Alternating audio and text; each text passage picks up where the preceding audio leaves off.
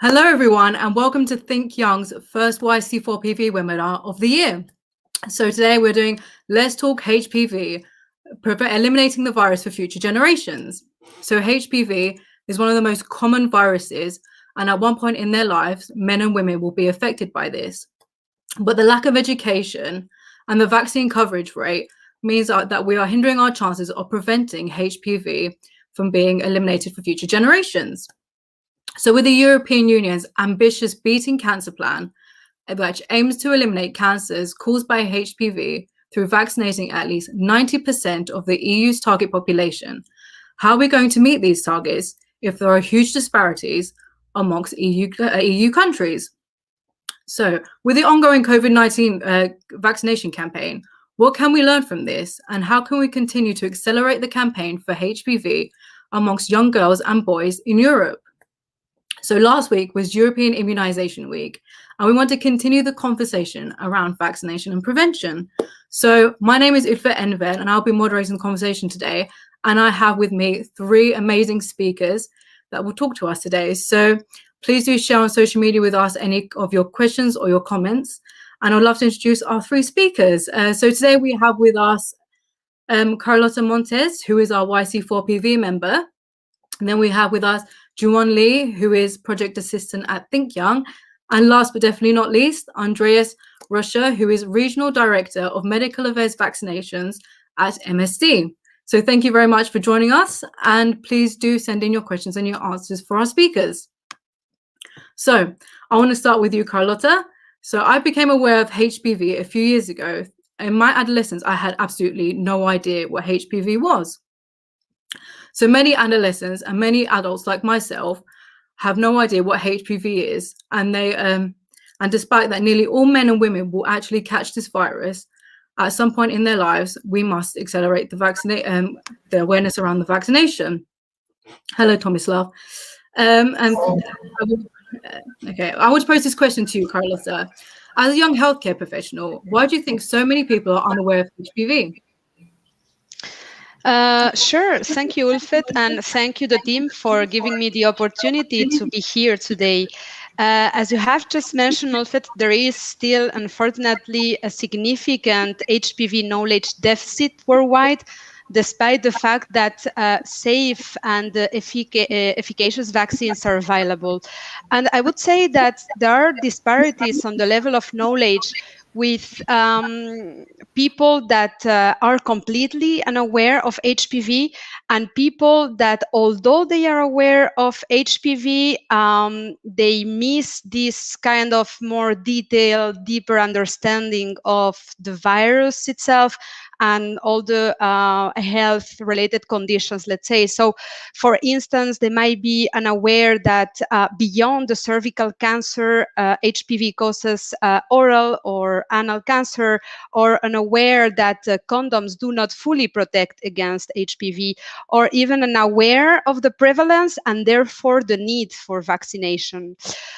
In my opinion, many factors might be contributing to this gap of knowledge. One point is former advocacy campaigns that for me were strongly focusing on prevention of cervical cancer versus the broad prevention of HPV, and those campaigns were somehow missing this neutral tone that would include boys and girls, right? Another point would be the lack of recommendation from healthcare providers. And my personal experience is that neither my family doctor nor my first gyneco share with me anything on the topic. And lucky me, I changed from gyneco, but I'm not sure if timely enough. And then I would like to end up by mentioning the educational piece, which is also missing a bit. For instance, maybe HPV education, it's not completely integrated in, let's say, the existing school-based health curriculum. No, me certainly, when I was at school, I don't recall having any specific point subject regarding HPV or kind of sexual transmitted diseases. And even when I was studying during my pharmacy career, indeed, we had this technical knowledge, but not much on perhaps the way on how to communicate it to other people and raise awareness on the thing that we were indeed, learning on. So those are a bit most my thoughts about that. So back to you, Ulfet. Thank you, Carlota. Thank you for your thoughts there, and welcome, Tomislav. So we have Tomislav Sokol, who is our European member of the European Parliament. So welcome. Thank you, and thank you for inviting me. Thank you. I actually want to pose the next question to you. I want to hear your thoughts as well. Why do you think so many adolescent and young adults are unaware of HPV, despite how common it is? Yes, I think that's the million-dollar question. I think there are big differences first across the European member states. I can speak from the experience of my country that speaking about sexually transmitted diseases and sexual life in general is still a bit of a taboo, especially in the younger population, especially in primary school and high school. So this is definitely a big problem. So they kind of they get all the technical data, as was already mentioned. A lot of it is available on the internet, but to really discuss it in depth and to discuss all the possibilities and all the dangers that exist, that's something that is considered pretty far from everyday life, let's say. So I think that's definitely one problem. So it's cultural. The second problem is that there are big differences in terms of the public perception of the HPV and how important it is. And I have to say that unfortunately politicians usually who can do something in terms of investing into screening programs, into raising awareness campaigns, etc., usually are focused on things which are much more short-term, where they have short-term results, let's say. And here, if we want to make things better in terms of decreasing incidence of cervical cancer in the end, which is the strongest potential consequences of HPV, these positive effects will be visible in 5 or 10 years probably, or something like that. So this is definitely something that because of this reason is not usually perceived as a political priority, I have to say, unfortunately. So raising awareness and raising the political clout, let's say, of this problem is something which is very, very important. And obviously everything is connected to this, because it's since our public health system, our health systems are mostly public in terms of insurance, in terms of provision, in terms of especially early diagnosis, prevention, screening programs. So all of this in Europe is mostly public. So it depends on public funding. So what we need to do is to raise the public awareness in general of this, to also put pressure on politicians like myself, I have to say, to really engage more in this topic and to put more resources, both financial, both personal, into awareness campaigns to actually show people why this is important. And the last thing I wanted to say, what I think is also important, is to try to speak with young people kind of with their own language.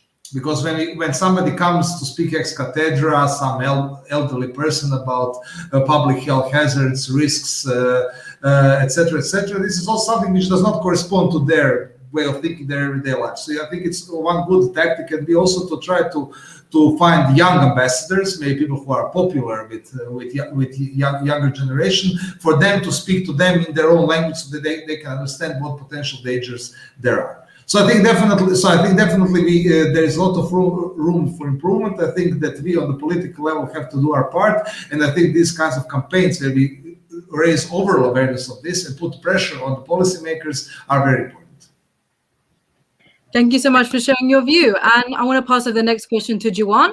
Juan, education around HPV is in dire need of improvement to ensure that we can prevent the spread of the virus. So how can we speak to young people directly and best communicate with them around the importance of preventing HPV? So can you tell us more about the work you are doing to advocate for HPV, especially at the Italian level? Yeah, sure. Thank you for your question.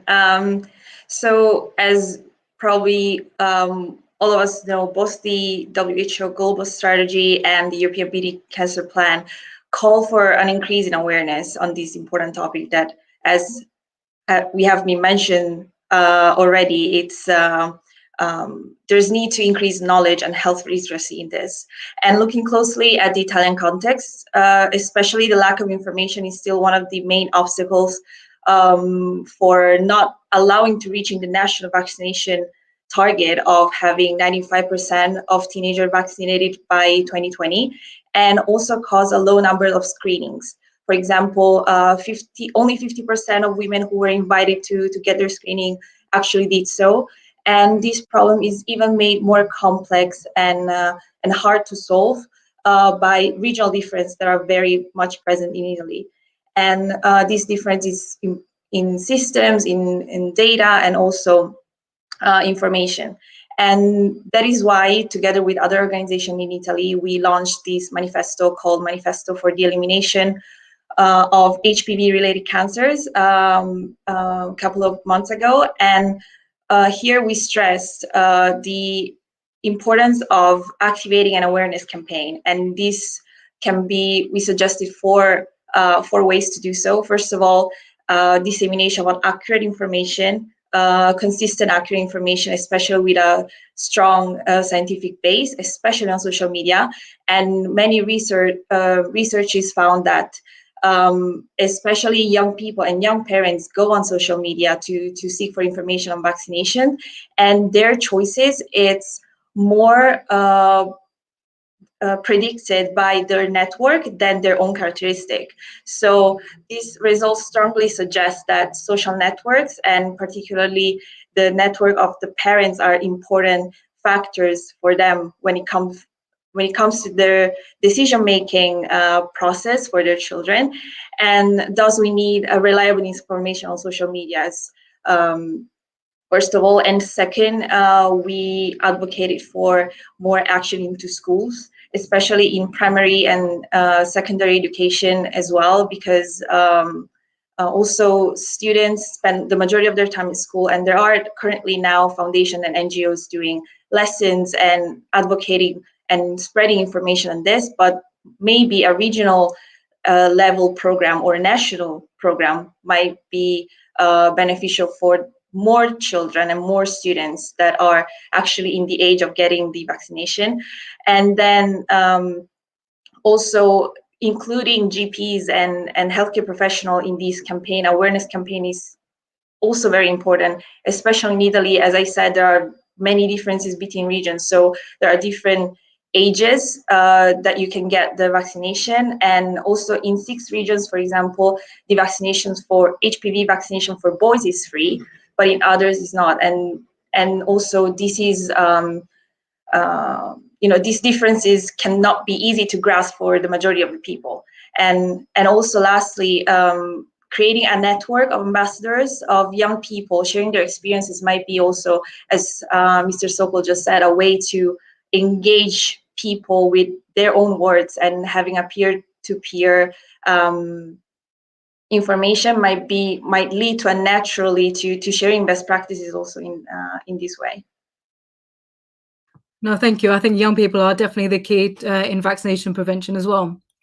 So Andreas, I want to ask you a question. Many individuals who contract HPV are ashamed about their diagnosis, or feel dirty, or even at some points embarrassed. So because of this, many people choose to not even disclose their HPV status. So how can we break the stigma around HPV, especially among adults, and how can organizations such as MSD contribute to this?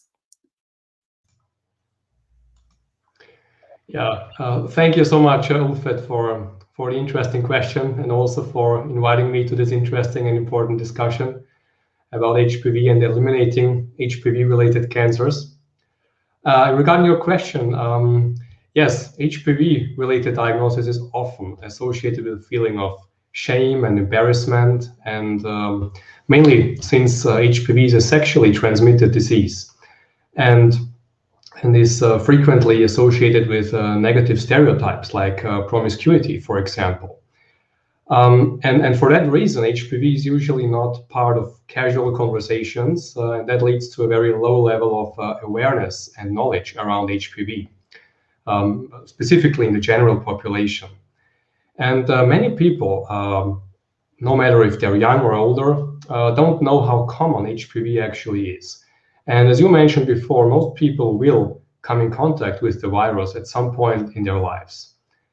Many infections remain unnoticed since they clear within a couple of months or up to 2 years, but some infections persist and they can cause anogenital warts, they can cause even cancers in some cases. And in addition, HPV is still widely perceived as a virus or disease that mainly affects women, and the vaccine or vaccines that prevent disease or infections are widely perceived as women's or cervical cancer vaccines. But there are several other cancers, other types of cancers that can be caused by HPV, like anal, penile, vaginal, or vulvar cancers, for example. So to also touch a little bit Carlota's point that you mentioned before, girls and boys, women and men are affected by HPV and can benefit from vaccination. And in a so-called gender-neutral or universal vaccination approach, an additional layer of indirect or herd effect is added to the individual protection against HPV. So in addition to that, even though we know that vaccination is most effective at a younger age, before actually coming in contact with HPV, adults also benefit significantly from HPV vaccination, since it provides protection against several different types of HPV, of the virus. And this benefit is also widely underestimated. So to go back to your original question, how to break the stigma, I believe we have to focus strongly on education regarding HPV and related diseases, raising the awareness, and ensuring that people know that HPV is a very common virus and infection, and definitely nothing to be ashamed of. We also should be working towards a mindset change regarding the perception of HPV, so current and also future generations will become more aware of the value and importance of the broadest possible protection against HPV. And a high level of awareness and knowledge about the high prevalence of HPV will then also reduce the likelihood of feeling stigmatized, but also will make it less likely to stigmatize others. Thank you very much. Carlota, I want to ask you a question as well. So like COVID-19, some have the symptoms of HPV and some are asymptomatic. We are all at risk of passing along HPV without even being aware. We all take the necessary precautions to protect ourselves from others against COVID-19 because we are educated on just how to. We are focused on getting vaccinated at the moment, and we are taking the necessary precautions to protect ourselves and our loved ones. But why shouldn't we do the same for HPV? So, Carlota, what can we learn from the COVID-19 mass vaccination campaign, and how can we improve access to HPV vaccination to young people? Carlota? Yeah, sure. Thanks, Ulfet. It's a very good point, and definitely how it should be. We should build on the lessons learned from COVID-19 pandemic in that sense. And in fact, the pressure from the COVID-19 pandemic highlights the sustainability challenge on the healthcare systems. And investing perhaps in disease,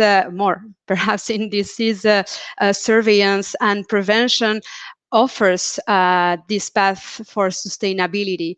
More specifically, lifelong immunization, it's an essential ingredient for strong and resilient healthcare systems. And yet, there's not the priority, neither from budget nor platform perspective. So to support a successful implementation of this lifelong immunization, and therefore to improve the access to HPV vaccination, I think that governments should expand the vaccine delivery channels, maybe to pharmacy-based or school-based or employer-based, etc. So I mean that at the end, COVID-19 has clearly demonstrated that developing additional challenge for delivery of immunization beyond the traditional childhood channels provide somehow the government with an ideal platform on which to build the delivery for vaccination. And this we can see that with the vaccination of COVID that has been accelerated in countries that have already adult vaccination strongly integrated in the national plans, like for example, countries with strong flu vaccination systems like UK or US. So overall, I think that there's still a lot to do in that sense to promote this lifelong immunization and the multiplication of the delivery channels as a solution that could improve the access to HPV vaccination immunization in general. Thank you very much. So, Juan, COVID-19 has halted routine HPV vaccination, and to successfully recover from this, catch-up programs need to be implemented. So many healthcare professionals have even suggested that pharmacists can play a large role in the recovery of, by pharmacies becoming complementary and accessible places for the HPV vaccination. But should this idea be open to implementation in all the countries, following the lessons learned from the COVID-19 mass vaccination campaign, and why? So could this benefit the population as a whole? So what are your thoughts on this? Yeah, thank you, Ulfet. This is actually an interesting question. Pharmacies are one of the services that are present both in urban and remote areas, and they have convenient opening hours for everyone, and they facilitate quick walk-in consultations, which is not granted when you know sometimes when you have to make an appointment to your GP or to your hospital. And also it's important to remember that pharmacies were one of the few services that were accessible during also COVID lockdowns. And now currently in Europe, as far as I know, vaccination are administered in pharmacy in 13 countries, such as Portugal, France, and a few regions in Italy, and outcomes has been positive in terms of coverage rate, also citizen satisfaction, and more countries are also developing COVID vaccination programs, including pharmacies, in order to reach their target vaccination numbers per day. And in Italy, for example, more and more regions are allowing pharmacies to take part in their vaccination programs. Of course, it's not mandatory for them, but it was surprising to see how many pharmacies actually joined this initiative and expressed their interest in doing this. And more regions are implementing this program, and already few pharmacies are going through the training programs in order to be ready to have this role as well. And so I believe if we can do this for the COVID vaccine, we can definitely be able to do this for the HPV vaccination. And for example, in our manifesto, we mentioned that in order to reach the whole population, we should also organize the vaccination system in order to make the access easier in a context of territorial proximity, and also to reach people who don't live in urban areas or don't have access to hospitals or the vaccination centers. And this means also using institutions or centers that are not the traditional ones, let's say.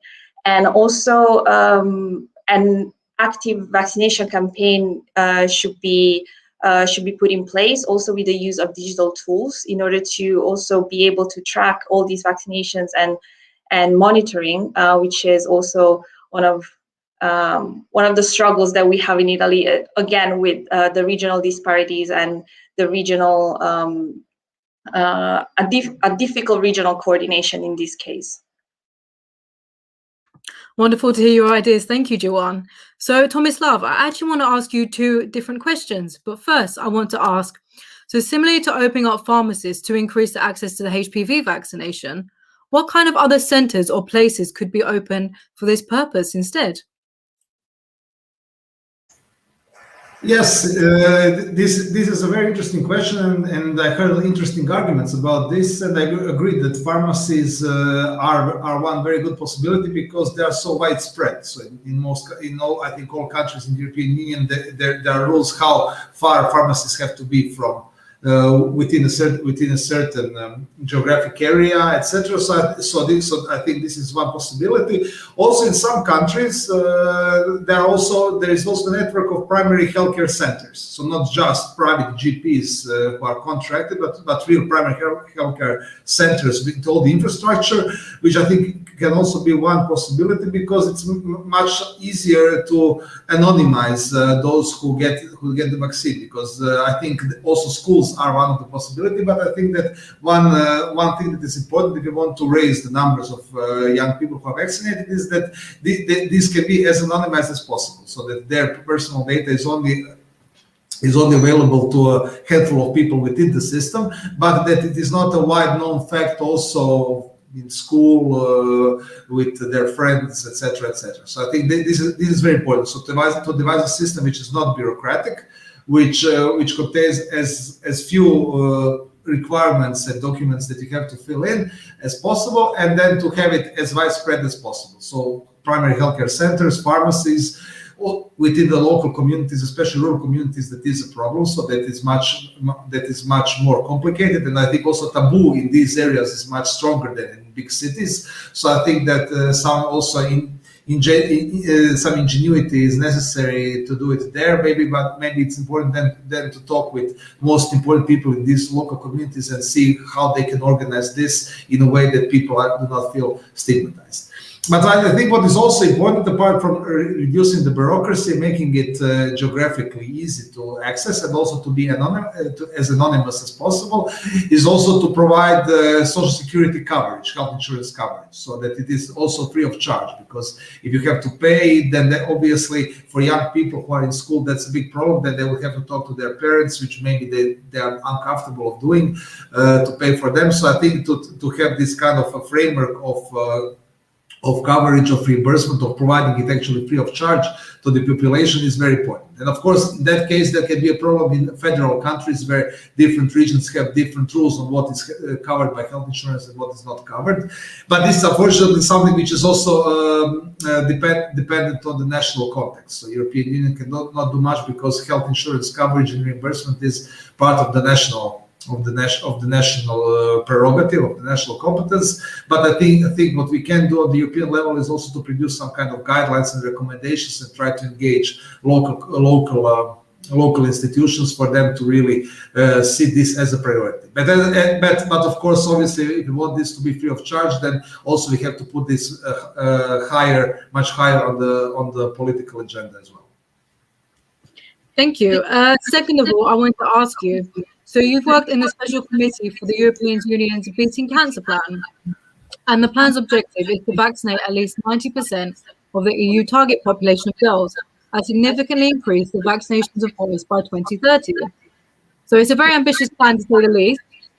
And however, the EU has limited power over regional and legislation. So it's an opening up to the member states to contribute towards reaching these targets. So how can the EU ensure that all these member states achieve the target, and what kind of standards should be set to be complete as possible? Yes, so definitely we cannot force them. This is something that I already mentioned before. So European Union cannot force upon member states or impose legal obligations to conduct this, because, as I've already mentioned, public health is primarily a national power, national competence, national prerogative. But what we can do on the European level is to provide incentives. So to provide organizational capacities, financial help, etc., and in this way to actually provide incentives for the member states to do it. Of course, then the problem is if we provide financial incentives, then this is something that can also be kind of problematic, because if member states get used to European Union financing a certain activity, then they will expect for this to continue also in the future. So this is something that we have to take into account. So I think it's not a good idea for the European Union to finance everything, because, as I said, European Union, the member states will just say, okay, you will continue with this practice until you're financing it, but to try to find some kind of a balance between these different possibilities. So I think providing financial incentives is very important to do it in a kind of a project-oriented way. So not to just throw the money in the can, but really to stimulate those programs which are feasible, which are very well thought through, which are well organized. I think this is something, and also what is important is to actually have the financing based on actual effects and results. So if you perform well, if you are able to achieve the targets, then we can also provide additional incentives as well. So with Europe Beating Cancer Plan, this is a very important policy initiative on the European level in general. This was started by, I have to say, my political group, even before the COVID-19 crisis. Obviously, COVID-19 has now taken over the public debate, but I think it's important for us to maintain the beating cancer in general as one of the priorities of the European Union, because this is something new. So this is something that was never the case before. Europe was traditionally focused on finances, on austerity, on internal market, not so much on healthcare. So now we have the chance to put healthcare in the limelight and make sure that actually healthcare stays one of the priorities of the EU. And I think this beating cancer plan is good because this is the first plan which is systematic. So it's not just focused on treatment of cancer, but also on prevention, on early screening, and also aftercare for people who survived cancer. And I think the HPV here fits well into this concept.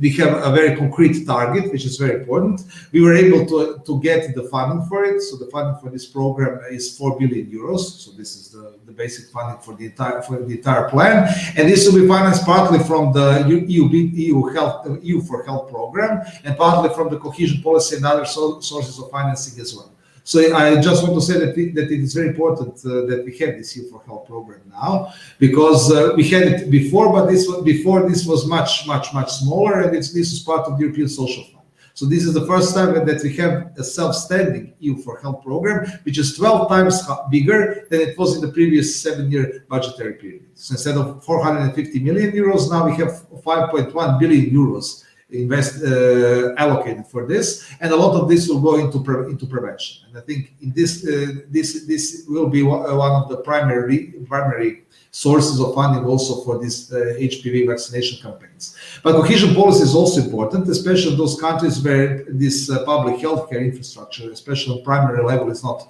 well organized, where we don't, especially in rural areas, where we like healthcare professionals to provide basic services. And I think that also in cohesion policy, which aims to reduce disparities, inequalities between different parts of the European Union, can also be used to a big extent to build this infrastructure, which is necessary if we want to have these massive vaccination campaigns. So I think that definitely that EU can play its part, especially by providing incentives, by providing funding and the projects and funding projects which will be part of this campaign. But it is important that this is also tied to results, tied to concrete to achievement of concrete targets. And I think that if we do this in this kind of dialogue between the European Union and member states, that this target is, even though it is ambitious, it's also achievable.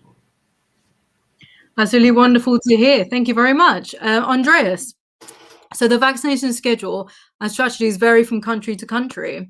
So the large disparities present across EU countries, with very few countries actually meeting the widely accepted HPV vaccination targets. If member states fail to contribute towards reaching these targets of the European Union's Beating Cancer Plan, then it is simply just unattainable. So on a national government level, what can we actually do to improve and add resilience on the current programs to help prevent the spread of HPV? And how can other stakeholders actually contribute to this? So Andreas, love to hear your answer. Yeah, thank you so much. I think this is a really important and valid point. And first of all, in this regard, I wanted to mention that we truly welcome and support the political momentum, setting forward the elimination of cervical cancer and also other cancers both in Europe and in the world. And I believe that together with the WHO's global elimination target and the European Cancer Organization's 4-step plan to eliminating HPV-related cancers, the European Europe's Beating Cancer plan is a very important milestone in the fight against cancer. And eliminating HPV-related cancers is a priority of this plan. And I believe that the ambitious targets regarding vaccination, screening, and treatment are essential to achieve the ultimate goal of elimination. Vaccination and reaching high coverage rates, as you mentioned, are an important step in the effort to eliminate HPV-related cancers in Europe. But in addition to the vaccination, screening, and treatment targets, communication will play an important role. And I think we are very fortunate to benefit from safe vaccines and treatment options.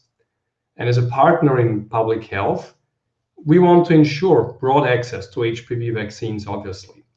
And we also want to work together with authorities to raise awareness on HPV disease and also the benefits and the value of prevention, specifically in our communication with young people and parents to develop sustainable immunization strategies and programs also for future generations.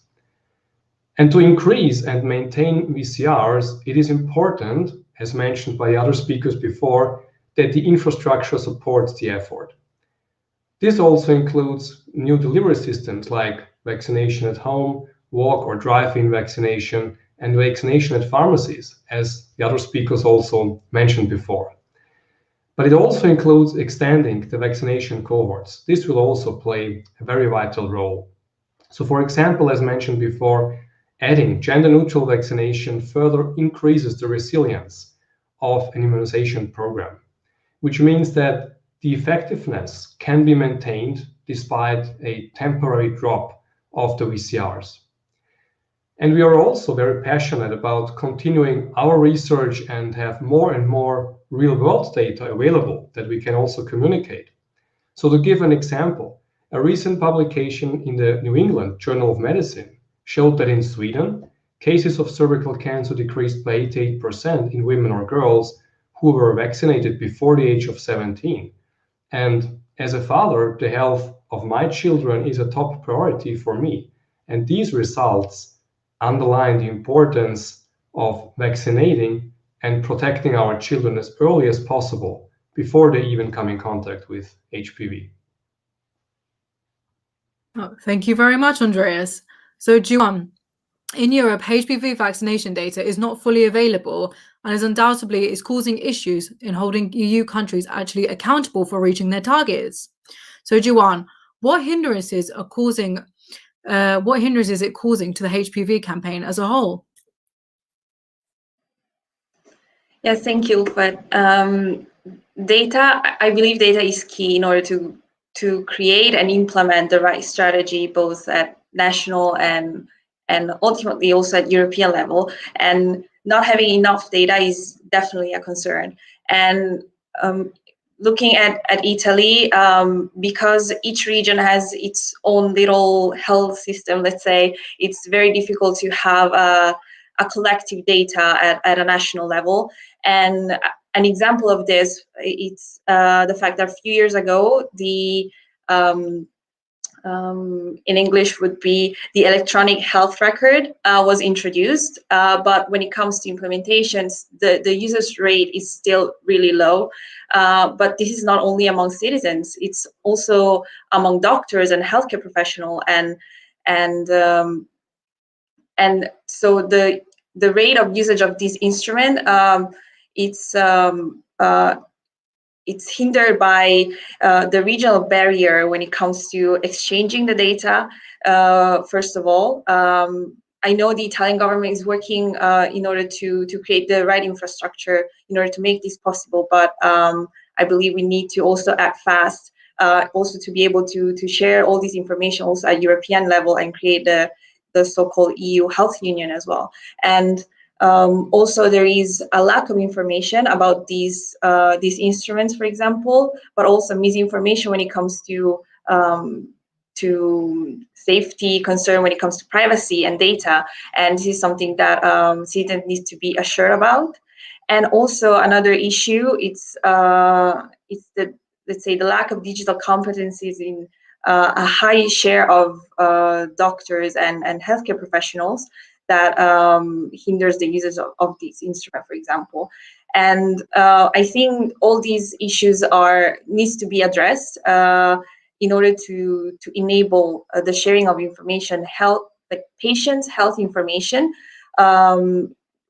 regardless on in which region he or she is, and also and this also impacts, of course, the HPV vaccination campaign. And because it's difficult to have reliable data and to track the vaccination coverage rate and the screening rate, it's also difficult to create tailored programs and in order to spot the right gaps and act on them. And in this way, if we improve also in this context, we will be able to have better results for sure. Brilliant. Thank you, Juwan. So back in 2019, we actually built the Young Coalition for Prevention and Vaccination, also known as YC4PV, composed of young health professionals all across Europe. So the YC4PV is taking a proactive stance in advocating for prevention and vaccination. Many other young people are choosing to stand up and take the lead for a healthier future. But vaccination hesitancy is still heavily prevalent across the world. So before we give the floor to the audience for your lovely questions, I want to pose the following question to you, Carlota. How can young people like ourselves make a positive difference to ensure vaccinations become a social norm across the world? Well, Ulfet, I really think that's our moment. The world today has the largest generation of young people in history, and many of them, as you have just said, are already driving a transformative change by raising the voice in the things they would like to see changed. And I believe that with the right support, the right tools, many others are poised to do so. In fact, this force for change represents an opportunity for institutions to somehow transform the way they engage towards sustainable health. We definitely should keep leveraging the energy and the creativity of young people, young health professionals to promote and protect the health for all, no? And keep engaging with initiatives such as the Young Coalition for Prevention and Vaccination that empowers the young people to support and promote the European, in that case, initiatives on vaccinations in both regional and national level. So I really think that we should make sure that everyone understands how great vaccines are and the why they need to roll up their sleeves by, of course, promoting the education on prevention and vaccine awareness. So, for instance, I think that we need, for example, to help educating the healthcare providers on the how to communicate with young parents in a way that would encourage HPV vaccination in that case.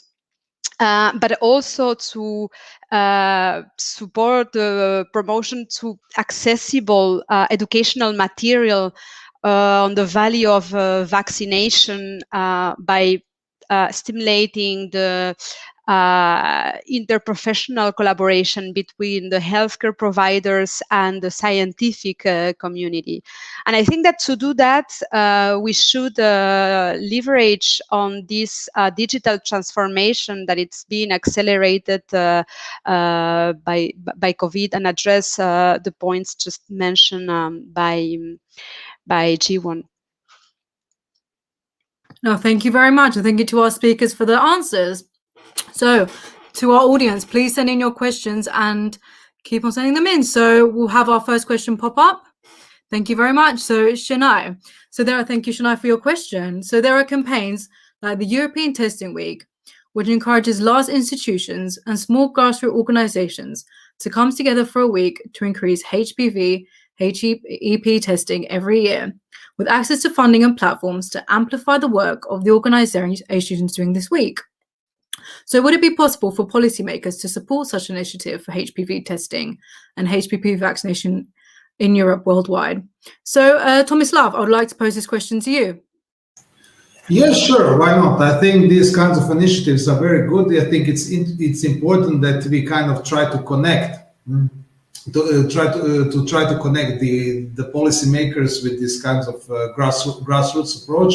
So I fully support it. But of course, we have to see about what concrete support is meant here, because there are obviously some procedures there, etc. If we speak about financial help, so this is something that needs to be organized in a way, but obviously when you speak of political support, policy support, raising awareness, that's never an issue. Also, I think that European Union will in the future support also through projects which will be funded through the European budget, various projects like this, and there will be possibilities also to apply for these kind of financings through the national, obviously, to the national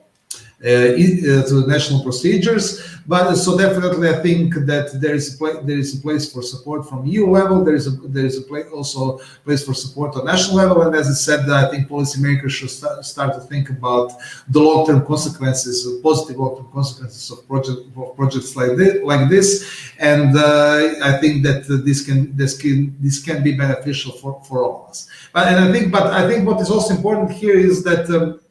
We politicians, especially from traditional parties, kind of sometimes feel a bit distanced from the new generation. So I think that if we try to organize these kinds of campaigns in the sense of connecting the young people with the policymakers also find a kind of an additional advantage for them also to participate in these kinds of things. And I think it's also important then to also engage social networks to make it as popular as possible. So I think definitely that there is a place for such campaigns, but we have to see about what concrete support and all the details on how best to provide the support.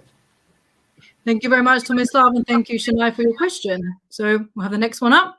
So we have a question here from Charles Howard. So we've seen some really interesting methods in ensuring people remain vaccinated during the pandemic. So example, pop-up and drive-through clinics. So are there any other innovative solutions you can think can be carried forward to help boost equitable access to HPV vaccinations? So I'll pose this question to you, Andreas, if you're happy to answer. Yeah, thank you. Thank you very much.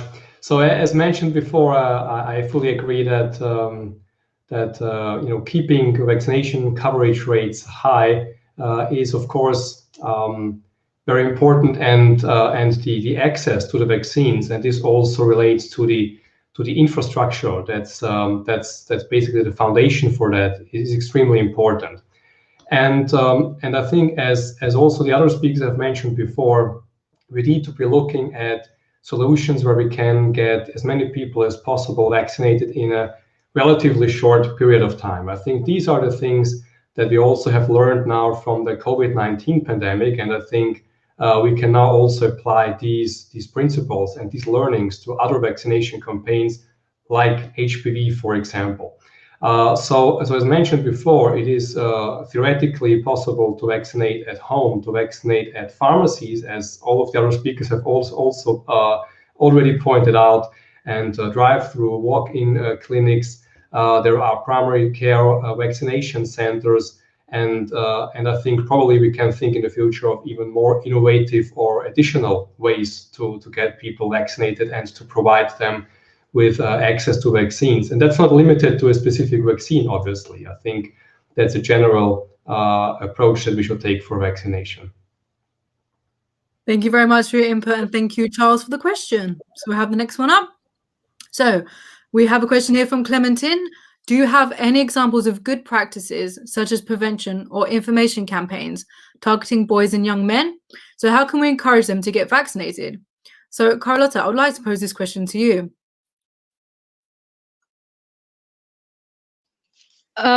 Sure. I mean, as far as I'm concerned, I haven't seen yet any campaign in which, well, in the UK, yes, they've been doing a good job, by the way, in promoting this equitable access for HPV vaccinations for boys and girls.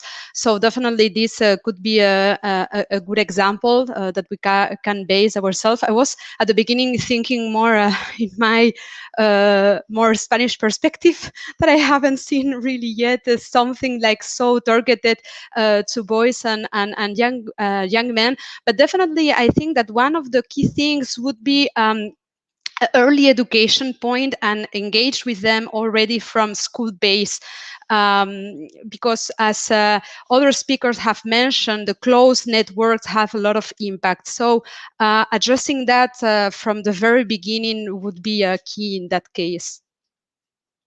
Thank you very much, and thank you, Clementine, for your question. Please feel free to send in more questions as we go along, and then we'll go to our next one. So here we have a question from Evelyn. How can we break the stigma among young people? So what are some actions that we can take in schools? So Juwan, I would love you to answer this question.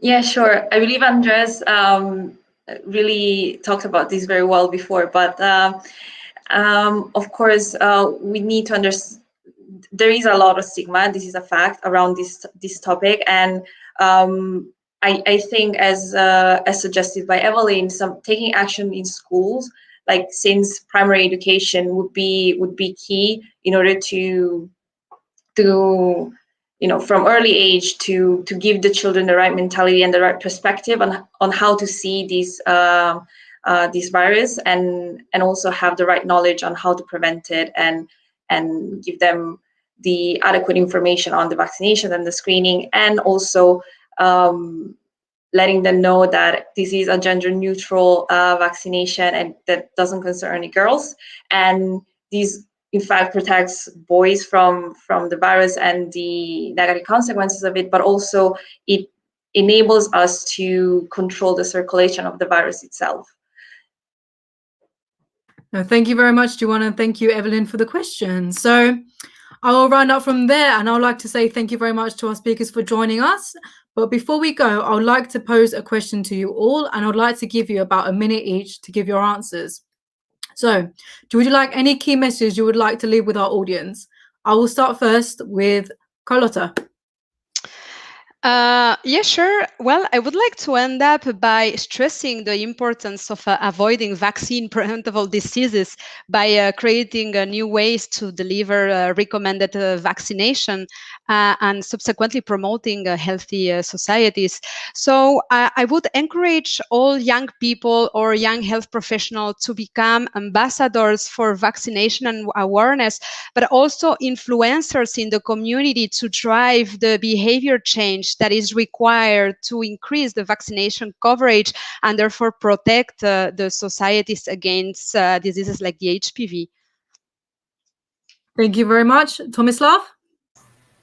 Thank you. Around 40% of cases of cancer are preventable. So there is a big opportunity, there is a big possibility to use prevention as one of the main tools of reducing cancer-related deaths. And the cervical cancer, which is directly related to HPV, is the best example because it is almost completely preventable. So this is a very important issue. I think we can do a lot. It needs to be put much higher on the policy agenda of the policymakers, of decision makers on both European and national level. We have to invest resources into providing access to vaccination, both in terms of physical access and for this to be free of charge. We need to invest into raise awareness campaigns to reduce the stigma of the HPV and sexually transmitted diseases, and I think that we can really do a lot and have tangible results in the next 5 to 10 years. And I will definitely always support campaigns like this because I think it is very important to bring all the stakeholders together to hear, for us policymakers, to hear what the problems are, but also what opportunities that exist. And I think that together we can do a lot to beat the cervical cancer. Thank you very much. Thank you. Juwan? I couldn't agree more with what all the things that have been said. But to add on that, I would like to invite young people to engage and not only at regional, national, European level to make their voice heard, and that personally we are as organization and as a group of organizations, we are working to make Italy as a best practice when it comes to HPV vaccination, but we believe also that this can be extended to all the countries. Thank you very much. And last but not least, Andreas. Yeah, thank you so much, and thank you all for your very inspirational statements that you have just given. I really couldn't agree more with what you have just said. And I think that even though COVID-19 has now impacted immunization programs widely, we are definitely on the right track towards elimination of HPV-related cancers. Vaccination, screening, and treatment will obviously play a very vital role in achieving this ambitious goal.